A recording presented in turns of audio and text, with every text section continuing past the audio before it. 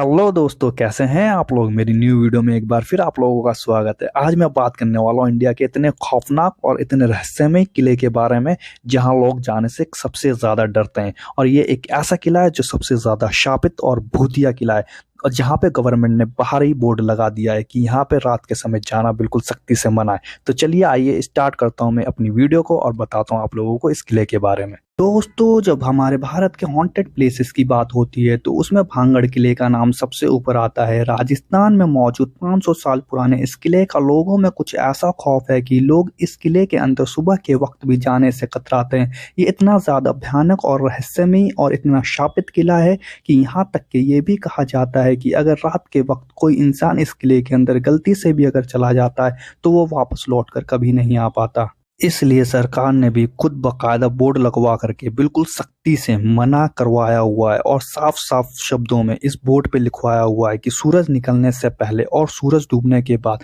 किसी भी इंसान का इस किले के अंदर प्रवेश करना बिल्कुल सख्ती से मना है, जो कि आप लोग देख सकते हैं बिल्कुल साफ साफ बोर्ड पे लिखा हुआ भी है। और दोस्तों, खौफ का आलम तो ये है, रिजर्व एरिया घोषित किए जाने के बाद भी भारतीय पुरातत्व विभाग ने अपना ऑफिस यहाँ नहीं खोला है अभी तक। अब आप लोग सोच सकते हैं कि ये कितना ज्यादा शापित, कितना ज्यादा डरावना और कितना ज्यादा भयंकर किला है।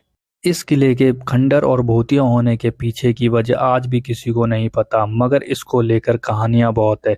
और उन कहानियों में भी दो कहानी ऐसी है जिन पर लोग सबसे ज्यादा भरोसा करते हैं और सुनते सुनाते हैं। इनमें से जो कहानी है वो गुरु भोलेनाथ से जुड़ी हुई है। कहते हैं कि जब आमेर के राजा भगवत दास भांगड़ किले को बनवा रहे थे तो कुछ दूरी पर गुरु बालूनाथ नाम के योगी तपस्या किया करते थे। जब उन्हें पता चला कि आमेर के राजा यहाँ पर एक भव्य किला बनवा रहे हैं तो उन्होंने राजा भगवत दास के पास एक पैगाम भिजवाया और उनको अपने पास बुलवाया। उसके बाद जब राजा भगवत दास गुरु बालूनाथ के पास पहुंचे तो उन्होंने राजा से कहा कि आप जिस किले को बनवा रहे हैं उससे मुझे कोई आपत्ति नहीं है, मगर एक बात का ध्यान रखना कि इस किले की ऊंचाई इतनी मत कर देना कि इसकी परछाई दिन के किसी भी वक्त जहां मैं तपस्या करता हूं वहां तक पहुंचे और मुझे छुए। उस वक्त जितने भी साधु संत या महात्मा हुआ करते थे सभी बहुत सिद्ध हुआ करते थे और सभी का बहुत आदर किया जाता था और उनकी किसी भी बात को हल्के में नहीं लिया जाता था। इसलिए राजा भगवत दास ने भी गुरु बालूनाथ की बात सुनने के बाद ठीक वैसा ही किया और भांगड़ किले के किसी भी हिस्से को इतना ऊंचा नहीं बनवाया है कि गुरु बालूनाथ जी जिस टाइम पे तपस्या कर रहे हो उस टाइम पे उस किले की परछाई उन तक पहुंचे। इस चीज को ध्यान में रख के उन्होंने वो भांगड़ किला बनवाया। लेकिन गुरु बालूनाथ की इस बात का ख्याल अगली 2 पीढ़ी तक रखा गया, मगर कहते हैं कि जब तीसरी पीढ़ी ने भांगड़ की गद्दी संभाली तो उन्होंने इस बात को सीरियसली नहीं लिया और गुरु बालूनाथ की दी हुई चेतावनी को अनसुना कर दिया। इसके बाद उन्होंने भांगड़ किले को और ऊंचा करवा दिया, जिसके बाद किले की परछाई गुरु बालूनाथ के पास तक पहुंच गई। जब भांगड़ किले की परछाई ने बालूनाथ को छुआ तो उन्होंने बहुत गुस्से में आकर उसी वक्त भांगड़ को श्राप दे दिया कि भांगड़ तबाह हो जाएगा। कहते हैं कि गुरु बालूनाथ के इस श्राप के बाद भांगड़ पर मुसीबत टूटी और पूरा भांगड़ तबाह हो गया। दोस्तों, ये तो थी पहली कहानी जिसके बारे में मैंने आप लोगों को बताया। अब मैं बताने वाला हूँ दूसरी कहानी जिस पे सबसे ज्यादा लोग यकीन और भरोसा करते हैं, और ये एक ऐसी डरावनी और भयानक कहानी है जिसके बारे में मैं आपको बताने वाला हूँ। ये कहानी जो है एक राजकुमारी की है जिसका नाम रत्नावती था। कहते हैं कि एक वक्त जब भांगड़ सबसे ज्यादा आबाद और खुशहाल हुआ करता था तब इस किले के महल में एक राजकुमारी रहा करती थी जिसका नाम रत्नावती था।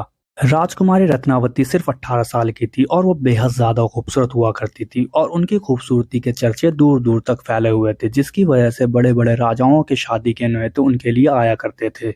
मगर इन राजाओं के अलावा एक और शख्स जो राजकुमारी रत्नावती का दीवाना था उसका नाम था सिंघिया। सिंघिया एक तांत्रिक था। जब से उस तांत्रिक ने राजकुमारी रत्नावती को देखा तब से वो बुरी तरीके से राजकुमारी रत्नावती पर फिदा हो गया। अब वो किसी भी तरीके से राजकुमारी रत्नावती को हासिल करना चाहता था, मगर उसे पता था वो राजकुमारी रत्नावती को सीधे तरह से नहीं पा सकता, क्योंकि कहाँ वो शमशान में रहने वाला एक तांत्रिक और कहाँ वो महलों में रहने वाली राजकुमारी। इसलिए उसने राजकुमारी रत्नावती को हासिल करने के लिए एक दूसरा तरीका ढूंढ निकाला और अब वो एक सही मौके की फिराक में लग गया। एक दिन आखिरकार उसको ये मौका मिल ही गया।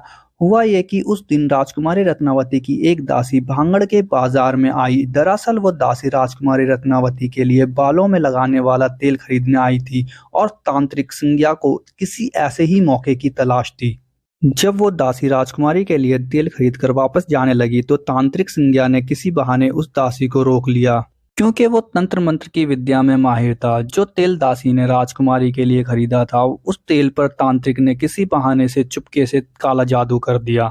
उसके बाद जब वो दासी तेल लेकर राजकुमारी रत्नावती के पास पहुंची और जब वो तेल राजकुमारी को दिया तो उस तेल को देखने के बाद राजकुमारी को कुछ शक हुआ।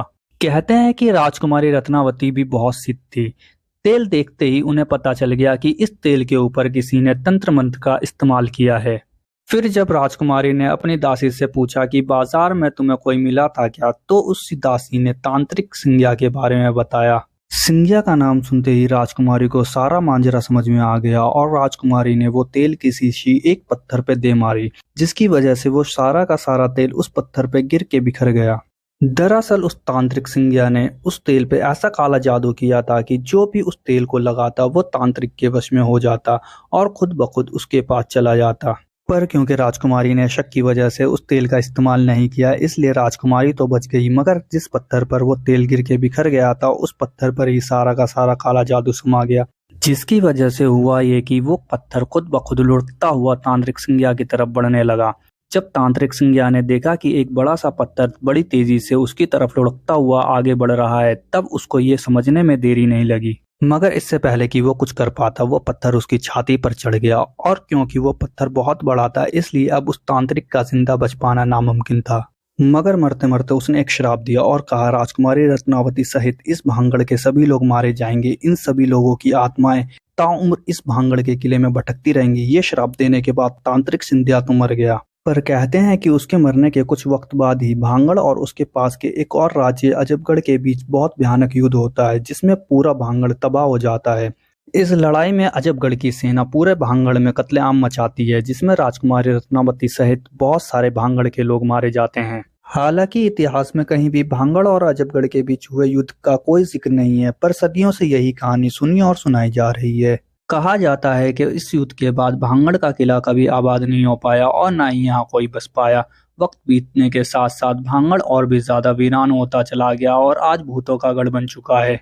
कहते हैं कि युद्ध में मारे गए सभी लोगों की आत्माएं आज भी भांगड़ में मौजूद हैं। भांगड़ में आज भी रोज रात को बाजार सजता है, खंडर हुई इमारतें फिर से खड़ी हो जाती हैं और अंदर आज भी राजा का दरबार लगता है और राजा अपने फैसले सुनाता है। वहाँ के लोकल निवासियों का कहना है कि उन्हें रात को अंदर से चीखने की आवाज आती है, कभी हंसने की आवाज आती है तो कभी घुंघरुओं की आवाज आती है। वो ये भी बताते हैं जो भी रात में भांगड़ किले के अंदर गया वो कभी जिंदा लौट कर वापस नहीं आ पाया, और अगर कोई जिंदा वापस आ भी गया तो उसकी दिमागी हालत खराब हो जाती है या फिर किसी दुर्घटना में उसकी मौत हो जाती है। एक कमाल की बात और है, हर किले का अपना शुरू से लेकर एंड तक का अपना एक इतिहास होता है। भांगड़ किले का इतिहास शुरू से लेकर एंड तक का तो नहीं है, पर यह किसने कब और कैसे बनवाया इसका तो इतिहास है, पर यह तबाह कैसे हुआ इसका कोई इतिहास नहीं है और ना ही इसका कोई जिक्र है।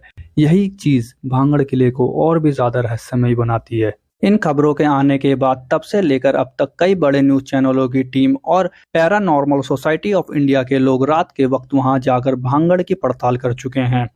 वो सब अपने साथ भूतों या आत्माओं की मौजूदगी बताने वाले डिवाइस भी लेकर गए। उनकी पड़ताल में उन्हें भांगड़ के अंदर नेगेटिव एनर्जी तो मिली, मगर वहां किसी आत्मा का वास है या नहीं इसका कोई सबूत नहीं मिला, और ना ही उन्हें वहां कोई बाजार सजे हुए मिले और ना ही किसी राजा का दरबार सजा हुआ मिला। वहीं दूसरी तरफ आज भी इन किस्से कहानियों को सच माना जाता है और उनके हिसाब से भांगड़ किले के अंदर भूत और आत्माएं रहती हैं। कुल मिलाकर आज भी ये किसी को नहीं पता कि आज से 300 साल पहले भांगड़ किले में ऐसा क्या हुआ था कि वो ऐसा वीरान और खंडर बन गया और पूरे भारत की सबसे डरावनी और भूतिया जगह कहलाने लगा। ये थी पूरी कहानी भांगड़ किले की, इंडिया का सबसे खौफनाक और भयानक भांगड़ किला जहां भूतों का बसेरा है। दोस्तों, अगर मेरी वीडियो आप लोगों को अच्छी लगे तो लाइक, कमेंट और शेयर करिएगा और मेरे चैनल को सब्सक्राइब करके मुझे सपोर्ट करिएगा। बेल आइकॉन याद से दबा दीजिएगा ताकि मेरी वीडियो सबसे पहले आप तक पहुंचे। और अगर आप लोगों को मेरी और वीडियोस देखनी है तो आप लोग मेरे चैनल पे विजिट करके देख सकते हैं। बाकी मैं मिलता हूँ आप लोगों से नेक्स्ट वीडियो में, तब तक के लिए खुदा हाफिज।